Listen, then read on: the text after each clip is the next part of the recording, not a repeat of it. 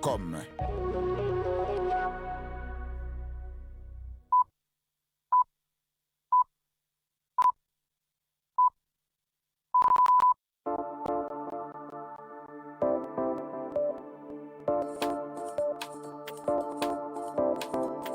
Ubu ni isaha imwe n'igice z'ijoro i Nairobi, ni isaha 12 n'igice z'umugoroba mu Burundi no mu Rwanda.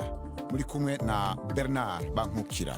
Ndabahaye mwebwe mwese mwandanya mukurikira BBC gahuza miryango ikaze mu makuru kuri no kabiri genekerezo rya gatatu kwezi kwa gatatu umwaka wa 2026 mu camake makuru tugiye kwashikiriza. Leta y'u Rwanda yamirije ibihano Amerika yafatiye abakuru b'igisikara cayo naho leta ya Kongo yo ibishima. AFC M23 yemeje ko ariyo yakoze ibitero vy'indege by'ubwiyahuzi zicajamwo abadereva ku kibuga c'indege ca Kisangane. Mbega vyatewe niki? Twarashe ahantu ku kibuga cy'indege habitswemo ikitwa za drone. Izo drone hashize iminsi itari mike ntabwo zaretse kutugabaho ibitero. Nayo bimwe mu bihugu byo mu karere bitangiye gufata ingingo zo guhangana n'ingaruka z'intambara iriko iba hagati ya leta z'umwe za Amerika, Israel na Iran. Uyu munsi kandi ni kwa kabiri tubafitiye n'igikino urunana. Aya makuru ahagarariwe na Anne-Marie Niwemiza. Idonido ni inyuma y'anya makuru avugwa hirya no hino kw'isi, mushikizwa na Latifa Mutesi. Macky Sall wahoze ari perezida wa Senegal byemejwe ko aziyamamaza ku mwanya w'umunyamabanga mukuru w'umuryango w'abibumbye. Ibi byatangajwe n'umuvugizi w'inteko rusange ya ONU wavuze ko kandidatire yatanzwe n'u Burundi, igihugu bukiyoboye ishyirahamwe ry'ubumwe bwa Afrika. Iyi ntambwe itumye Macky Sall yinjira mu bazahatanira gusimbura Antonio Guterres kuri uriya mwanya mu matora ateganyijwe mu mpera z'uyu mwaka. Aya makuru haje nyuma y'inama yabereye i Bujumbura hagati ya Macky Sall na Perezida Evariste Ndayishimiye w'u Burundi kwa gatatu w'icyumweru gishize i Bujumbura, aho leta y'iki gihugu itatangaje ibyo baganiriyeho. Nubwo kwiyamamaza kwa Macky Sall gushyigikiwe n'u Burundi kugeza ubu biracyagoye kumenya umubare w'ibindi bihugu bimushyigikiye. Macky Sall azabanza kwiyamamaza mu bandi bakuru b'ibihugu bya Afrika mbere yo gushaka inkunga ku rwego mpuzamahanga, aho amatora agenwa cyane cyane n'ibihugu bihoraho bigize inama y'umutekano ya ONU. Abategetsi muri Sudani y'Epfo batangaje ko umubare wabishwe mu gitero cyagabwe ku cyumweru mu gace ka Luweng mu majyaruguru wiyongereye ugera ku bantu 178. Minisitiri waho w'itangazamakuru yatangarije BBC ko urubyiruko rwinshi rwitwaje intwaro rwagabye igitero rukica abasivili barimo abana barenga 90 ndetse n'abagore. Abagabye igitero bikekwa ko baturutse muri leta ya Unity yo hafi aho, kandi ko baba bafitanye isano n'umutwe witwara gisirikare w'ishyaka Sudan People Liberation Army in Opposition. Iryo shyaka ryahakanye ko hari uruhare ryagize muri icyo gitero cy'ubwicanyi. Umuryango w'abibumbye wakomeje kenshi kuburira ko igihugu gishobora kongera kwisanga mu ntambara yeruye nk'iyabaye mbere. Ibiciro bya petroli na gaz bikomeje kuzamuka huko intambara mu burasirazuba bwo hagati irushaho gukara. Igiciro fatizo cy'akagunguru k'ibitoro bya mbere bitunganyije cyageze ku madolari 85 ku nshuro ya mbere kuva mu kwezi kwa karindwi umwaka wa 2024. Ibyo biraterwa nuko Iran yafunze umuhora wa Hormuz, inzira y'amazi ihuza ikigobe cy'Abarabu n'inyanja y'Ubuhinde inyuramo 20% y'ibikomoka kuri petroli bijya ku isoko ry'isi. Amato menshi hatwara ibituraca muri uwo muhora w'ubugari bwa kilometero 33 gusa harashwe kandi ku bikorwa remezo n'inganda zitunganya ibitoro muri Arabia Saudite, Qatar ndetse na Emira Zunze Ubumwe z'Abarabu. Bernard arakoze Latifa Mutesi. Ano makuru tuyaherere mu karere k'ibiyaga binini, aho u Rwanda rwiyamiriza ibihano vyafashwe na leta zunze ubumwe za Amerika ku ntwazangabo z'igisirikare cy'u Rwanda RDF. Ruvuga ko ari ibihano vyizizira uruhande rumwe kandi ko ari ivyakarenganya ku rundi ruhande. Leta ya Kongo yoyo yishimiye ibihano, ivuga ko ari intambwe ikomeye mu gushigikira ubusugire bw'igihugu n'ishigwa mu ngiro y'amasezerano y'amahoro ya Washington. Inkuru mushikirizwa na Anne-Marie Niwemiza. Mu itangazo ryasohowe n'ibiro by'umuvugizi wa leta y'u Rwanda bavuze ko Amerika isobanura ibintu ko bitari kandi kigoreka ishusho nyayo y'ibera mu burasirazuba bwa Repubulika na Demokarasi ya Kongo. Leta y'u Rwanda yagaragaje ko ibitero bya drone n'ibitero byo ku butaka ivuga ko bikorwa na DRC bihonyora amasezerano y'agahenge kandi bikomeje gutwara ubuzima bw'abasivili. leta ya Kigali ivuga ko kurinda igihugu ari inshingano n'icyubahiro kandi ko RDF ikora uwo murimo ifite ishema. U Rwanda ruvuga kandi ko nubwo mu masezerano yasinywe i Washington hagati ya Perezida Paul Kagame na Felix Tshisekedi, DRC yari yemeye guhagarika ubufasha ku mutwe wa FDLR urwanya u Rwanda kandi ko kugeza ubu nta ntambwe yigeze iterwa mu gushyira mu bikorwa iyo ngingo. Itangazo rya leta ya Kigali ryashimangiye ko u Rwanda rwiteguye gukuraho ingamba z'ubwirinzi rwashyizeho, ariko ibyo bikaba byakorwa bijyanye n'uko DRC nayo yubahiriza inshingano zayo. Ku ruhande rwa leta ya Kongo bashimye ibihano byafashwe na Minisiteri y'Imari ya Amerika, ivuga ko ari intambwe ikomeye mu gushyigikira ubusugire bw'igihugu n'ishyirwa mu bikorwa ry'amasezerano ya Washington. Nubwo bimeze bityo ariko intambara hagati ya FARDC n'umutwe wa M23 ikomeje gukaza umurego. Mu matangazo menshi amaze gushyirwa hanze n'umutwe wa M23 humvikanamo impuruza ndetse no gutabaza umuryango mpuzamahanga hamwe n'abahuza mu by'amahoro mu karere, aho uyu mutwe ushinja leta ya Kongo guhonyora amasezerano y'amahoro. Cyakora yaba Amerika, umuryango umwe bwa Afurika ndetse n'abandi hamwe na leta ya Kongo ubwayo ntawe uragira icyo avuga ku byo M23 igaragaza. Arakoze Anne Marie. Bimwe mu bihugu byo mu karere bitangiye gufata ingingo zo guhangana n'ingaruka z'intambara iriko ibera hagati ya Leta Zunze Ubumwe za Amerika, Israel na Iran. Imwe mu ngaruka iteye umutima hagaze ibihugu nuko ibiciro by'ibikomoka kuri petrole bisanzwe bikenye cyane mu karere byatangiye kuduga ku isoko mpuzamakungu. Ibi bishobora gutuma ubutunzi bwabyo buhungabana. Bimwe muri bihugu byatangiye gufasha abadandaza bakorera muri iki gisata harimo u Rwanda n'Ubuganda. Inkuru ya Judas Yihondemondo. Mu kiganiro yagiranye n'iradiyo n'imbonesha kure y'igihugu y'u Rwanda RBA, umushikiranganje w'ubutunzi Yusufu Murangwa yasiguye ko bamaze kubikurikirana basanze ibiciro by'ibidandazwa bitandukanye bimaze kuduga ku rugero ruri hagati ya 10 na 20% kubera intambara iri kihuza Amerika, Israel na Iran. Ashimangira ko n'ibikomoka kuri petroli byaduze ku rugero rwa 10% ku isoko mpuzamakungu. Kugira ntihabe ikena ry'igitoro mu Rwanda, Yusufu Murangwa yavuze ibiriko birakorwa. No kuvuga ko tugomba gufasha abacuruza ibikomoka kuri petroli kugira ngo babone stock ihagije. Turimo turabafasha tufatanyije n'amabanka kugira ngo babone amafaranga ahagije abafasha kugira ngo bazane stock ihagije. No mu Buganda inzego z'igihugu zatanguye kuyisuganya kugira abanyagihugu ntibagire ingorane. Tony Otoya, umwe mu nzego z'igisata ca leta kijejwe iby'igitoro mu Buganda, National Oil Company UNOC, avuga ko bazabamaze kwegera kompanyi mpuzamakungu basanzwe barangura k'igitoro. Nyuma y'amakuru aheruka ajyanye n'uko ibintu bihagaze mu burasirazuba bwo hagati ndetse n'impungenge z'uko hashobora kuba ihungabana mu nzira mpuzamahanga zizana peteroli, muri UNOC turimo kuganira no gukorana bya hafi na kompanyi Vitol kugira ngo tugabanye ingaruka uko bishoboka kose. Turimo kandi kureba uburyo bwiza bwo kubona peteroli ihagije mu gihugu bitewe n'uko ibintu bikomeje guhinduka. Mu mpera z'indwi heze niho Leta Zunze Ubumwe za Amerika zifatikanije na Israel zatangura ibitero bikomeye kuri Iran nayo mu kwirwanako yaciye itangura gushwiragiza amamisire mu bihugu bibanyi by'Abarabu bisanzwe bihaye indaro ibirindiro vya Amerika. Ibi nivyo biriko bituma imirimo y'ubudandaji ihungabana muri ibi bihugu bisanzwe vyimbukamwo igitoro cinshi. Arakoze Judas Yihondemondo kuri no nkuru. Runani AFC M23 rugwanya igisirikare cya Repubulika ya Demokarasi ya Kongo rwemeza ko ariko rwakoze igitero ca za ndege zitojamwe abadereva ku kibuga c'indege ca Kisangani. Hari haciye imisi ukoze ikindi gitero nyene kuri ico kibuga c'indege. AFC M23 ivuga ko ariho harekurirwa amadrone yatera abagwanyi bayo ku bindiro vyayo. Mukanya navuganye na Dr Oscar Barinda, icegera c'umuvugizi w'Urunani, ntango ndamubaza ingene vyagenze. Twarashe ahantu ku kibuga cy'indege habitswemo ikitwa za drone. Izo drone hashize iminsi itari mike kuva mbese ingabo zacu zava muri Uvira ku bushake bwazo kugira ngo tugaragaze duhe n'amahirwe ibiganiro birimo bibera Doha. Rero kuva icyo gihe ingabo za leta n'ihuriro rizifasha ntabwo zaretse kutugabaho ibitero. Uba tugabaho ibitero mu bice byinshi, muri Kivu y'Amajyepfo, hariya mu misozi ya za Minembwe, muri Kivu y'Amajyaruguru, hano muri za Masisi, za Rucuru, za Rubero, za Warikare, hose batugabaho ibitero buri munsi. Bo ntabwo bubahiriza agahenge.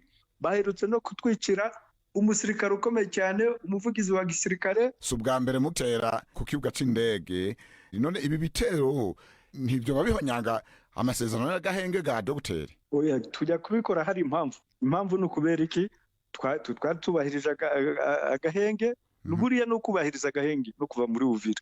Rero nyuma yaho niho ibitero byabaye byinshi bya buri munsi, kandi ntibaze ku butaka ahubwo bakaza mu kirere bakoresheje drone. Twaje kumenya aho izo drone zituruka, rero ni Kisangani. Twabikoze ubwa mbere twazirangiza, ubu bwa nyuma rero twasubiyeyo kuko ibyo bitero byakomeje byahitanye n'umwe muri abo basirikare bacu bakuru aribo nari mvuze Lieutenant Colonel Wiringoma. Uvuze ati mu gitero cya mbere ntimwazirangije, ati nizo zanasubiye gutera. Yarakomeje. Ego, ubu rero twavuga tu ico gitero carangije izo drone, nta drone tuzosubira kumva mu gisirikare ca Kongo. Tugiye kureba kugenzura nibakomeza nabyo bizakomeza. Ariko kandi mwebwe urumva mubagiriza yuko aribo babatera mu butegetsi bwa Kinshasa, nabwo bubagiriza ko ahubwo ari mwebwe mwasotora, ari mwebwe muhonyanga amasezerano y'agahengwe. Bimeze gute? Oya, twebwe turayubahiriza. Ikimenyetso cya mbere twigeze gufata Walikale tuvayo, twafashe Uvira tuvayo. Iyo turi mu biganiro iriya turavuga tuti dushyireho ahantu mbese aho kuja ingabo zo kutujamo hagati, no kuvuga buri muntu agomba gusubira inyuma ibirometero 5 uvuye kuhabera imirwano. Ni leta ibyanga buri gihe, twebwe tumaze kubikora inshuro nyinshi cyane. Mu itangazo ryanyu kandi muravuga ko amaraso y'abanyu yamenetse muri ivyo bitero atazogenda gutyo gusa. Aha mwashatse kuvuga iki? Ni ukuvuga iryo terabwoba, ubwo butegetsi buhoza no ku baturage rigomba guhagarara. Twese tukemera, noneho tugahagarika imirwano igahagarara, tugasubira Doha mu biganiro. Uyo yari Dr. Oscar Barinda, cyegera cy'umuvugizi w'unane AFC M23, ikatubwira ivy'igitero kw'ikibuga c'indege ca Kisangani. Mu Rwanda hahimbajwe umunsi mpuzamakungu hariwe ubuzima bwo mu gutwi. Ishirahamwe Hearing Health Rwanda rivuga ko ubuzima bwo mu gutwi iyo butitaweho bitera ingwara yo kutumva neza canke kutumva burundu. Ritanga inama z'uko bishobora kwirindwa. Inkuru ya mugenzi wacu Jean Claude Mwambutsa ari i Kigali. Nikuze Esther ni umubyeyi wa Cynthia, umwana w'umukobwa wiga mu mashuri abanza. Cynthia yamaze igihe afite ikibazo cyo kutumva neza kubera udukoko twamwinjiye mu matwi, ariko yaba we ndetse n'umubyeyi we ntihagira ubitahura. Mwarimu hari igihe yavugaga ati umwana ko atumva mama Cynthia, njye numvaga ko yumva pe. Banyohereza ku muspecialiste w'amatwi, umwana aramusuzuma akuramo ibintu bikoramuhamagaraga ari nka hariya akakureba ukagira ngo nimwe by'abana byo kutumva nyine. Ngo ari kugusuzugura kandi n'ukuri ari ikibazo afite, ahubwo twebwe ababyeyi tutazi. Impamvu zituma umuntu agira uburwayi mu mubuza kumva ni nyinshi, ariko ngo zigera kuri 60% zishobora kwirindwa. Dr. Kayitesi Mukara, impuguke mu kuvura indwara zo mu matwi, avuga ko uburwayi bwo kutumva neza busa n'ubutitabwaho cyane, dore ko ubwinshi butanababaza. Avuga ko abantu bakwiye guhindura imyitwarire, uburwayi bwo kutumva neza bukitabwaho cyane kandi bigahera ku bana bakiri bato. Ku mwana utahindukira ngo arebe aho ijwi rituruka, biba bigaragaza ko ashobora kuba atumva ku kigero gikwiye, kuko atarimo kumva icyo agomba kuba arimo kumva. Niba atumvisha ugutwi kumwe, abagerageza gutega kwa gutwi kumva, ugasanga buri uko mubwiye hari ugutwi akuzanira kugira ngo abe ariko urimo kumubwiramo kuko ukundi kutari bwumve. Hariho umwana gusubirishamo kenshi, mu wundi waranakwihorera, ku buryo ushobora kureba umwana ukibaza ngo umwana arasuzugura. Ibyo bintu byose ni bigaragaza ko umwana ashobora kuba afite ikibazo. Mu Rwanda, umunsi mpuzamahanga w'ubuzima bwo mu matwi wizihijwe mu rwunge rw'amashuri rwa Kinyinya mu karere ka Gasabo k'umujyi wa Kigali. Ahari naho umuryango wigenga Hearing Health Rwanda umaze ibyumweru 2 usuzuma abanyeshuri ngo rebe ubuzima bwabo bwo mu matwi buhagaze. Nta mibare nyayo bafite uburwayi iragaragazwa mu gihugu, dore ko atari na henshi babusuzuma. Gusa ku bana 12,000 baherutse gusuzumwa mu karere ka Gasabo, abagera kuri 15% bagaragaje ibibazo byo kutumva neza. Jean Claude Mwambutsa, BBC Gahuza Miryango, i Kigali. Arakoze Jean Claude Mwambutsa i Kigali. Turangirize kuri ino nkuru ivuga umuririmbyi w'umunyamerika Kesha Ross Sebet yagirije ibiro vy'umukuru w'igihugu ca Leta Zunze Ubumwe za Amerika gukoresha indirimbo yiwe mu mashusho yashize kuri TikTok agaragaza indege z'intambara ziguruka ataburenganzira yabihahereye. Ibi bibaye inyuma y'uko President Donald Trump atangaje ko Leta Zunze Ubumwe za Amerika na Israel vyakoze ibitero bikomeye vya gisirikare. Latifa Mutesi arakomeza nino nkuru ku buryo buramvuye. umuhanzikazi w'umunyamerika Kesha Rose Sebat yagaragaje ko atishimiye nyuma yaho asabye Leta Zunze Ubumwe za Amerika guhagarika gukoresha indirimbo ye Blow mu mashusho yashyizwe kuri TikTok agaragaza indege z'intambara mu kirere kandi ibyo bakabikora nta burenganzira yabibahereye. Amasaha make Kesha atangaje ibi, umuyobozi ushinzwe itumanaho muri White House Steven Chang yasubije Kesha kuri X agira ati aba baririmbyi bose bakomeza kugwa muri uyu mutego.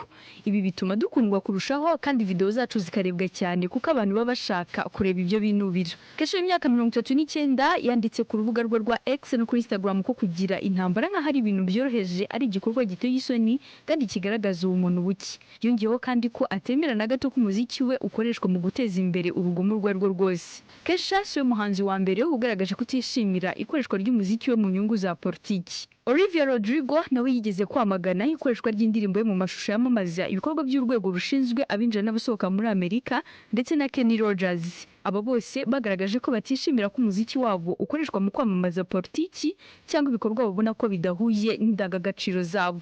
Latifa Mutesi, BBC Gahuza Miryango, i Nairobi.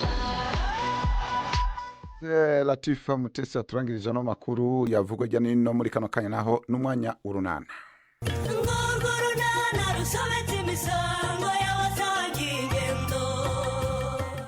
Nadine arakataje mu gushaka uko yakwikura mu bukene.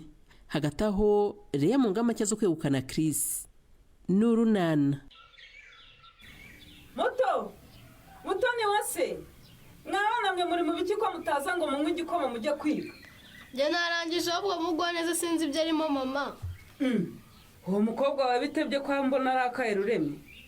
Ware mu biki nasubira mu byo byutsa mbwira. Ndakubwiye ngo nuva kugemura unzanire uburoso n'umuti woza amenyo. Wumva? Nanjye papa. Ibyo se mu byadukanye mute mwabana mwe? Kwishuri batwigishije isuku yo mu kanwa. Batubwiye koza amenyo 3 ku munsi. Ngaho rero. Mu gitondo na nimugoroba n'igihe cyose tumaze kurya. Aho ni mu nyumvira niko ntimusanganwa hagati ko mucisha mu menyo se mujye mukoresha hagati munyuze mu mugende. Oya papa muratugurira uburoso n'umuti wo kuyoza birinda indwara z'amenyo no kunuka mu kanwa. Mbega barimo ngo baraduteza abana. Ariko se abo barimo bo babona abantu bose bahora bakuba amenyo boshye umwati wo ku kirenge. Ngewe sinshaka kuzatwara amenyo papa. Ibyo ni iby'abakire mwana wanjye rwose. Wa mugana uwo muco wo mu bakire mushaka kwigana n'uwiki. Umva mugende mujye kwiga. Ubundi amenyo yanyu hari ibibazo afite. Nabyo ariko ashobora kuzabigira. Ariko ibindi byiranira. Aguhangamye ta. Muratugurira rero ntabwo dushaka kurwara amenyo no kunuka mu kanwa. Kuki se muvuga ngo ni iby'abakire twese turakene? Ngaho rero murakize. Abakene se nibo batagomba koza amenyo. Muragira ngo amenyo yacu adware banaduseke ngo tunuka mu kanwa. Ibi ni ibikira? None nagura ubwo burusu bwo koza amenyo n'umuti yo kuyoza ntabwo mujya kwiga.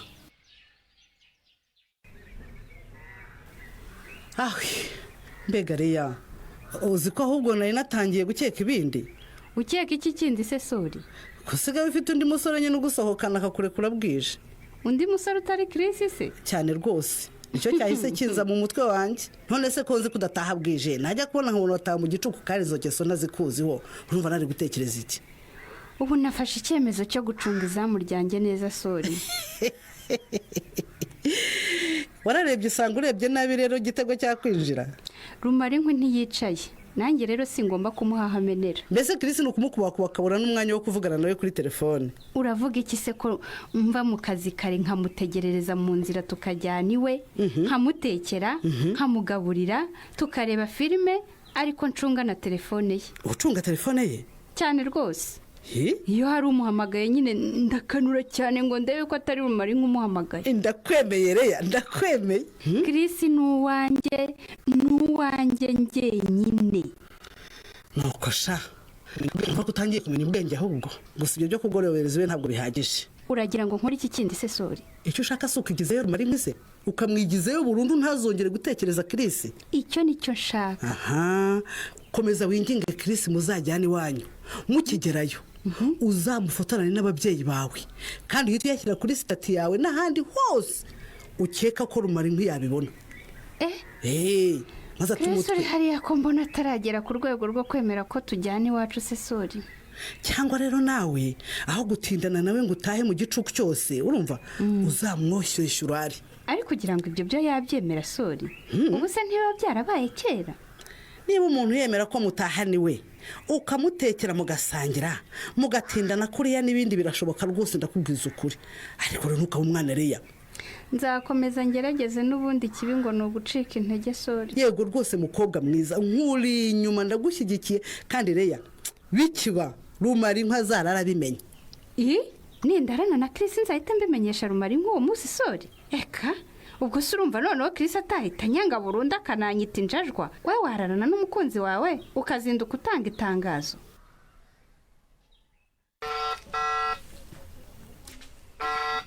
Alo ndakumva nubwo ntakumenye. ndi umuturage wanyu nitwa Nadine narigeze ku biro by'akagari mbashaka nsanga mudahari.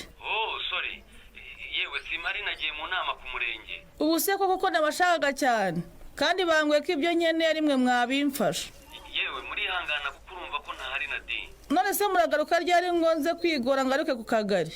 Inama nagiyemo rero sinzi igihe iri burangirire kuko ubu tuvugana turacyategereje abayobozi bacu ngo itangire. Muri make rero ngewe ndi umubyeyi ufite amikoro make ndetse ndi mu bahabwa inkunga y'ingoboka ihabwa ababyeyi batwite n'abonsa mu miryango ikennye. Erega nakumenye kandi ndakuzi Nadine. Ariko koko ntimwanyorwa kandi ubuyobozi bwaranyishyuriraga inzu.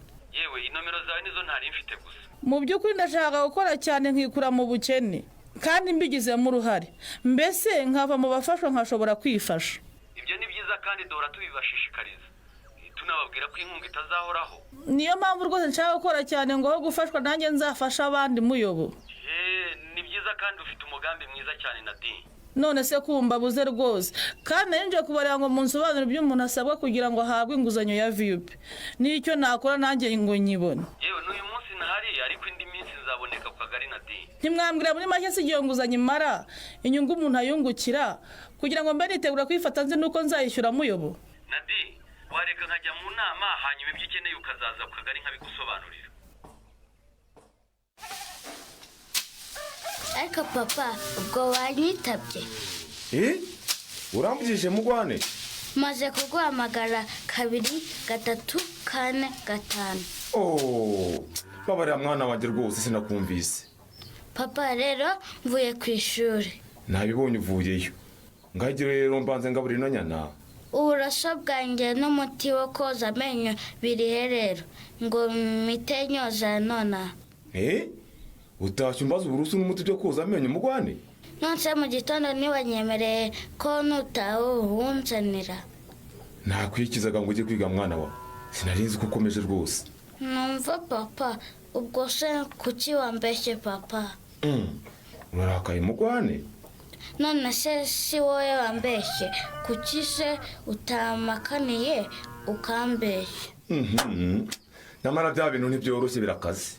Wowe uragira ngo njye na Mutoni wa se tuzadwara amenyo nka Obama? Ngo Obama se kandi yarwaye amenyo? Yarayadwaye ajya no kwa muganga. Ayiwe iryinyo riraryana nyagasani. Imana izafasha uwo mwana rwose. Iryinyo ndarisi. None se ko ugira ngo natwe tuzayadwara cyangwa se Yero?